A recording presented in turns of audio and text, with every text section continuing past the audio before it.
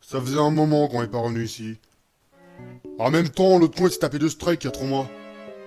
Je crois que c'était pas fait exprès. Il est où d'ailleurs l'autre? Je crois que sa caméra est HS. Cher Kasai Tatsuya, veuillez trouver ci-joint les sujets des épisodes de ce mois. Les sujets? Il va en faire plusieurs? Faut croire. Et c'est quoi les sujets? Oh putain. Tout ça? 8 vidéos ce mois-là? Mais il est complètement taré, on galère à en faire 2. On fait comment? On va essayer. C'est quoi le premier sujet? Black Lagoon.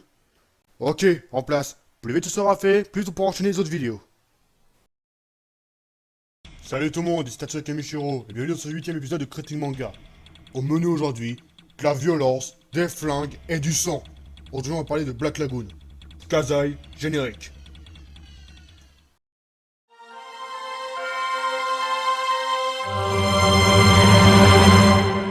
藍色の瞳に映る影はもろく今を奏でることの葉が明日紡ぐ焦がす大地踏みしめ空をあでかに飾る大粒に儚い祈りを輝く夢抱きしめて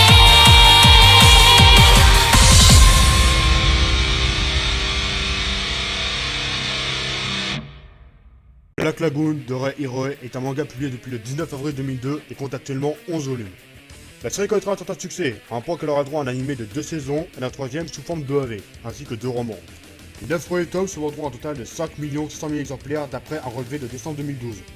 Comme d'habitude, on va parler de l'animé, parce que comme d'habitude, j'ai pas lu les mangas. Mais la série s'appelle Critique Manga. Va pas chercher à comprendre, le propos de la chaîne était sous crack quand il a créé la série.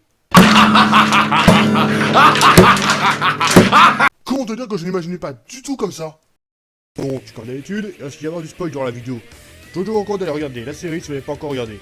C'est bon, on peut commencer. Black Lagoon commence au milieu de l'océan. Nous y retrouvons Rokoro Okazima, aussi appelé Rock, un employé japonais qui se retrouve malgré lui dans une prise d'otage. Et durant cette prise d'otage, il rencontre Benny, un informaticien, Dutch, le boss de l'équipe, et Revi, aussi appelé Double Détente. Double Détente? Pourquoi? Pour ça!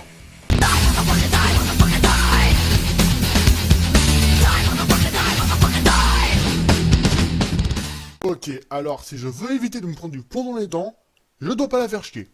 T'as tout compris. Tout le monde se dirige vers la ville où va se passer la série. Rwanapura. Une ville très mal famée. Pour résumer un peu la ville en termes de criminalité, tu prends Marseille, Rio, Londres, Détroit, Le Caire et d'autres villes dangereuses, tu les rassembles, tu les enfonces dans un mixeur et t'as Rwanapura qui en sort. Et il y a que des criminels dans cette ville et ça se barre aux couilles au moins de peu de travers. T'as des buildings qui explosent à coup de C4, des gangs qui provoquent un génocide, un bar qui se fait péter pour un 537ème fois, un quai qui prend feu juste pour buter une personne, et un perroquet qui te dit cordialement de crever. Là c'est sûr, cette ville, si elle existait réellement, elle serait sans doute dans le top 3 des villes les plus dangereuses au monde. Bref, pendant que Rock et Revy font un concours du plus gros buveur de rhum, une grotte traverse une des villes du bar et fait tout péter. Puis s'ensuit le premier combat de la série. Et sur ce point-là, Black Lagoon fait fort. Le premier combat montre bien à quoi il faut s'attendre avec les combats suivants. C'est dynamique, c'est acrobatique, c'est bien chorégraphié, bref, sur ce point-là, rien à dire. Et le premier épisode te fait bien comprendre que ce sera pas une série de bisounours, ça tire dans tous les sens. J'adore. Black Lagoon n'a pas vraiment de trame scénaristique, hormis les 2 premiers épisodes qui expliquent comment Rock est arrivé à Rwanapura, sinon ce sont quelques histoires qui s'étalent sur 2-3 épisodes. Le tout accompagné d'une bonne grosse distribution de plomb et d'une BO d'excellente qualité, notamment l'opening qui d'entrée de jeu impose le respect.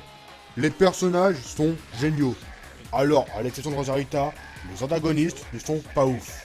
Entre les néo-nazis, le mec qui envoie ses potes pour buter Dutch et qui se fait fumer après avoir tenté de se barrer, ou les jumeaux. Ses parents nous et poursuivons les rues chacun de notre côté.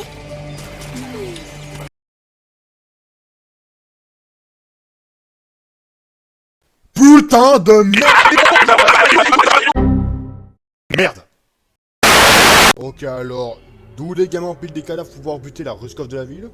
Et d'où une gamine de 12 ans s'est servie d'un Browning Bar M1918 de calibre 30-06 Springfield 42. Ouais, mais c'est pas joli cette affaire. Contrairement à l'esthétique de la série, ça c'est joli. Quelle transition incroyable. Fous-toi de ma gueule. C'est ce que je fais, ça tombe bien. Sinon, y a pas grand chose à dire sur Black Lagoon. Comme j'ai dit, ce sont des histoires de 2-3 épisodes qui font la série, et je peux m'amuser à tout vous citer car j'ai pas envie de vous spoiler un animé aussi cool que celui-là. Sérieusement, Black Lagoon est un excellent animé de gangsters. Les personnages, leurs caractères, leur doublage, les scènes de tuerie vous font passer un excellent moment. Si je devais noter Black Lagoon, je donnerais un 85 sur 100, ce qui fait des 720. Je recommande de regarder Black Lagoon si vous aimez les animés de gangsters où le sang coule à flot. Et voici qui conclut ce 8ème épisode de Critique Manga. J'espère qu'il vous aura plu. Si c'est le cas, je vous invite à liker cette vidéo, à la partager, à vous abonner et à activer les notifications si ce n'est pas déjà fait. C'était Tatsuya Kemichiro, n'oubliez pas. Au-delà des limites plus ultra!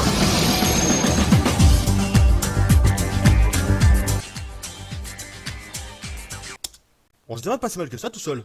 Yup.